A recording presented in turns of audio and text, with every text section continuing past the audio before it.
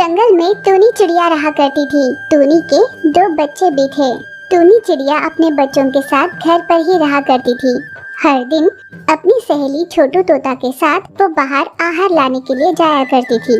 घर आकर अपने बच्चों को आहार खिलाती और नदी के पास जाकर मटका भर पानी लेकर आती थी।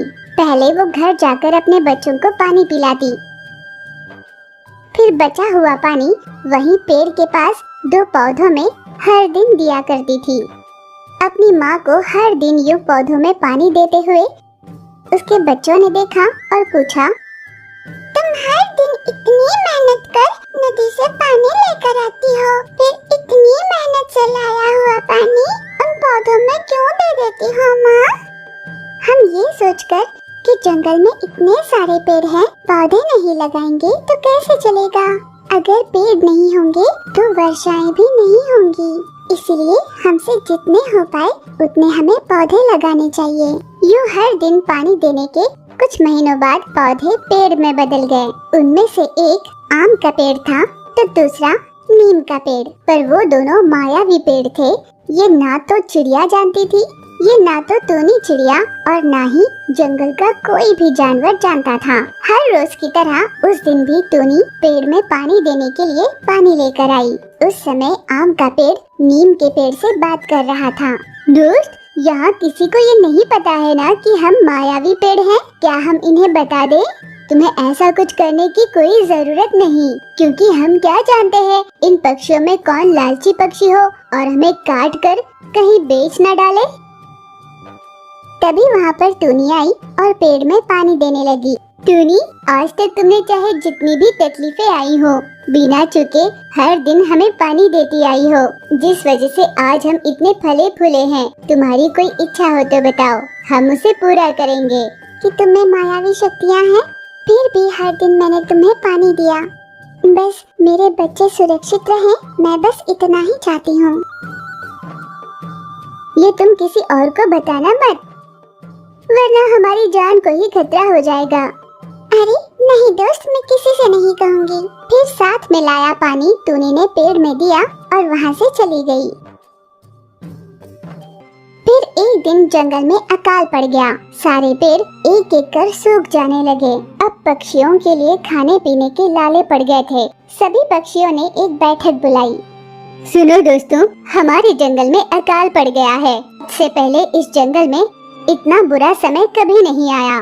अब तक कई पक्षियाँ जंगल छोड़कर किसी और जगह बसने चले गए हैं। मैं आशा करती हूँ कि आज के बाद और कोई भी पक्षी इस जंगल को छोड़कर नहीं जाएगा। अब हालात खराब होने पर हम इस जंगल को छोड़कर चले जाएंगे तो ये वन देवी का अपमान होगा। इस पूरे जंगल में केवल 2 पेड़ ही हरे भरे हैं, हम सब वहीं पर जाकर रह लेंगे। मही की बात सबको सही लगी। फिर सभी पक्षी मिलकर मही के कहे उन 2 पेड़ों के पास चले गए। आम का पेड़ हरा भरा और फलों से लदा हुआ था, पर वही नींबू का पेड़ पूरा सूख चुका था। बस कहीं कहीं कुछ नींबू लगे हुए थे। ये देख मही चील ने कहा, ये आम का पेड़ बहुत ही हरा भरा है। मैं और मेरी सहेली चीचू कौवा इसी पेड़ पर रहेंगे, वो इस नींबू के पेड़ पर रह लेंगे। अरे दोस्त मही, इन्हें बताने की भला जरूरत क्या है? चलो चलो हम जल्दी से आम के पेड़ पर चले जाते हैं और बाकी सब नींबू के उस सूखे हुए पेड़ पर रह लेंगे। टूनी चिड़िया नींबू के पेड़ के पास गई। दोस्त, क्या हुआ तुम्हें? 2 दिन पहले तो तुम इतनी हरी भरी थी, अचानक तुम इतनी सूख कैसे गई? और जब वो तुम्हें इतना सब कुछ कह रहे थे तब तुम अपनी शक्तियों से उनका मुंह बंद कर सकती थी ना? जब ऐसा कुछ होता है तभी तो किसी के नियत का पता चलता है ना हमें। तभी मैंने और आम के पेड़ ने मिलकर ये साजिश रची थी, उसी के चलते तो मैं इतना सूख गया हूँ। टूनी ने नींबू के पेड़ पर ही अपने लिए एक घोंसला बना लिया। उसमें अपने बच्चों को रख वो हर दिन बिना भूले दोनों पेड़ों में पानी देती रही। एक दिन नींबू के पेड़ को टूनी से बात करते हुए चीचू कौवा ने देख लिया। इसका मतलब इस पेड़ में बहुत सारी शक्तियाँ होंगी। अगर मुझे इस मायावी पेड़ की सारी शक्तियाँ हासिल करनी हो तो मुझे इस पेड़ को काटकर उसकी सारी शक्तियाँ लेनी होंगी। एक बड़ी सी कुल्हाड़ी लेकर पेड़ को काटने के लिए निकली। हाथ में कुल्हाड़ी लिए पेड़ की ओर बढ़ रही चीचू कौवा को देख, चीचू रुक जाओ, तुम ऐसा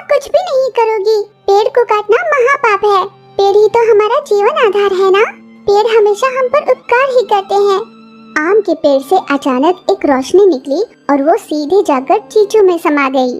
चीचू कौवा ऐसे बेहोश हुई जैसे उसे शॉक लग गया हो। ऐसे कुछ स्वार्थी जीवों की वजह से ही बाकी सभी जीव मुश्किल में पड़ जाते हैं। हम इतने दुष्ट नहीं कि किसी की जान ले ले, वरना जो मेरे ही दोस्त को मारना चाहे मैं उसका सर्वनाश कर देती। टूनी चिड़िया आम के पेड़ के पास गई और चीचू कौवा को माफ करने की विनती की। चीचू कौवा ने ये सब देखा और अपनी गलती का एहसास कर दोनों पेड़ों से माफी मांगी। टूनी चिड़िया से उसकी अच्छी दोस्ती हो गई। उस दिन से जंगल के बाकी सभी पक्षियों ने मिलकर उन दोनों मायावी पेड़ों पर अपने लिए घोंसले बनाए और सभी साथ में खुशी से रहने लगे।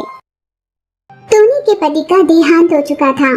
टूनी के लिए उसके दोनों बच्चों की परवरिश करना बहुत मुश्किल हो रहा था। वो खूब मेहनत कर अपने दोनों बच्चों की परवरिश करने की कोशिश कर रही थी। एक दिन अचानक टूनी की सेहत बहुत बिगड़ गई और वो शैय्याग्रस्त हो गई। टूनी की इस हालत की वजह से बच्चे बिल्कुल बेसहारा हो चुके थे। माँ, तुम्हें अचानक क्या हो गया माँ? जब आस पड़ोस में रहने वाले पक्षियों ने टूनी को नहीं देखा, वे उसका हालचाल जानने आए। छोटू बोली, तुम्हारी ऐसी हालत देखकर मेरा दिल पसीज जाता है। तुम क्यों नहीं अपने दोनों बच्चों को गोद दे देती? ऐसे तो वो दोनों भी बहुत परेशान हो जाते होंगे ना? हाँ दोस्त, इसी विषय में बात करने के लिए मैंने तुम्हें यहाँ बुलाया है। टूनी का फैसला सुन। अच्छा चलो तो बहुत बढ़िया, मैं इसका पता लगा कर आती हूँ। छोटू के पता करने पर उसे पता चला कि मही चील बच्चे को गोद लेने की सोच रही है। छोटू तुरंत मही के पास पहुँची और उसे सारी बात बताई। हाँ, दरअसल हमारी शादी को बहुत समय बीत गया, पर अब तक हमारी संतान नहीं हुई। हम बच्चा गोद लेना चाहते हैं। मही की बात जान छोटू बोली, मेरी सहेली टूनी चिड़िया के 2 बच्चे हैं, आप उन्हें गोद ले सकते हैं। मही ने कहा कि वो 2 बच्चे लेने के लिए तैयार है। फिर छोटू तुरंत मही चील को अपने साथ टूनी चिड़िया के घर ले गई। मेरे बच्चों के पंख बस अभी फूटे हैं। आपके जीवन में संतान की कमी को ये पूरा कर देंगे। मेरे इन 2 मासूम बच्चों को अपना बच्चा बनाकर पाल लेना। हाँ जरूर, मैं इनका खूब ख्याल रखूंगी। टूनी अपने दोनों बच्चों को गोद देने के लिए तैयार हो गई, पर बच्चे अपनी माँ को छोड़कर नहीं जाना चाहते थे। वे दोनों बहुत रो रहे थे, पर हालात के चलते टूनी को अपने दोनों बच्चों को खुद से दूर करना पड़ा। मही उन दोनों को अपने साथ लिए चली गई, पर असली बात ये थी कि मही को अपने लिए बच्चों की जरूरत नहीं थी, बल्कि उसे घर में काम करने वाले नौकरों की जरूरत थी। उसके पहले से ही 2 बच्चे थे जो शहर में पढ़ाई करने के लिए गए हुए थे, पर ये बात मही चील ने सबसे छुपा कर रखी थी। दिन रात घर के काम करवाने के बाद भी मही उन्हें ठीक से खाना नहीं देती थी। मही के अत्याचारों से ऊबकर बड़ी वाली चिड़िया बोली, हमें किसी न किसी तरह यहाँ से छूटकर चले जाना होगा। माँ के पास जाकर इसकी सारी सच्चाई बतानी होगी, वरना ये हमें यूं ही तड़पा कर मार देगी। हाँ दीदी, पर हमें यहाँ भेजने के बदले में उसने माँ को पैसे दिए हैं ना? अगर हम यहाँ से माँ के पास वापस चले गए तो वो अपनी माँ से पैसे वापस मांगेगी ना। हम दोनों ऐसा करेंगे तो माँ को तकलीफ होगी ना दीदी? नहीं जाएंगे दीदी। उन दोनों ने मही के अत्याचारों को सहकर वहीं पर रहने का फैसला किया। दूसरी ओर टूनी की सेहत में बहुत सुधार आया था। उसने अपनी सहेली छोटू से कहा, दोस्त मैं एक बार अपने बच्चों को जी भर कर देखना चाहती हूँ, मुझे उनके पास ले चलो ना। हाँ दोस्त, पर तुम्हें याद नहीं, मही ने हमसे एग्रीमेंट लिखवाया था कि तुम अपने बच्चों को फिर कभी नहीं देख पाओगी। अगर हम वहाँ पर चले गए तो हो सकता है वो बहुत बड़ा तमाशा खड़ा कर दे। तुम्हारे बच्चे वहाँ पर खुश ही होंगे, तभी तो उन्हें तुम्हारी याद नहीं आई, वरना क्या वो एक बार भी तुमसे मिलने नहीं आते? छोटू के इस तरह समझाने पर टूनी कुछ न कह पाई। सही है। दिन बीत रहे थे, तेज बरसात हो रही थी। टूनी की बड़ी बेटी की सेहत खराब हो गई थी। यही बात छोटी बेटी ने मही से जाकर कही, 2 गोली खा लेगी तो ठीक हो जाएगी। ये कहकर मही ने उसे 2 गोलियां दे दी, पर उसकी सेहत में कोई सुधार नहीं आया। छोटी बेटी ने मही से जाकर कहा, माई, दीदी की सेहत खराब हो रही है, उसे तुरंत अस्पताल ले जाना होगा। पर मही ने कहा कि इसकी कोई जरूरत नहीं, वो अपनी दीदी की बिगड़ती हालत देख नहीं पा रही थी। उसने मन ही मन ठाना, वो मही के घर से चोरी छिपी बाहर निकली। बरसात में भीगती हुई अपनी माँ तक पहुँची। लंबे समय बाद अपने बच्चे को देख टूनी बहुत भावुक हो गई। बेटा, तुम इतनी रात गए बरसात में, क्या हुआ? माँ, हमें गोद लेने की बात तो की, लेकिन वो हमें नौकरों की तरह घर पर रखती है। और पता है, उसके पहले से ही 2 बच्चे हैं जो शहर में पढ़ते हैं। दीदी की सेहत बहुत खराब है माँ।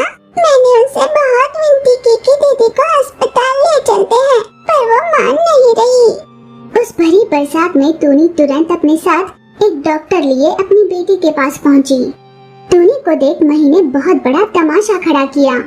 मैं तुम्हारी सारी सच्चाई जान चुकी हूँ। मेरे बच्चों को नौकर बनाकर रखने के जुर्म में मैं तुम्हें पुलिस के हवाले कर सकती हूँ। तुम में इतनी हिम्मत नहीं है। तुम रुक जाओ, मैं बताती हूँ मुझ में कितनी हिम्मत है। टूनी ने रस्सी से मही को एक पेड़ से बांध दिया। चीचू कौवा ने बेटी का इलाज कर उसे दवाई दी। घबराने की कोई जरूरत नहीं, अब वो ठीक है। टूनी ने घर भर में उस एग्रीमेंट को ढूंढा और उसे फाड़ कर फेंक दिया। उसके बाद टूनी ने मही की रस्सी खोल दी। अब तुम मेरा कुछ भी नहीं बिगाड़ सकती। मैं अपने बच्चों को साथ लेकर जा रही हूँ। फिर टूनी अपने दोनों बच्चों को साथ लिए अपने घर चली गई। बड़ी बेटी की सेहत अब ठीक हो चुकी थी। वे सभी साथ में बहुत खुश रहने लगे, जिसे देख मही मन ही मन जल रही थी।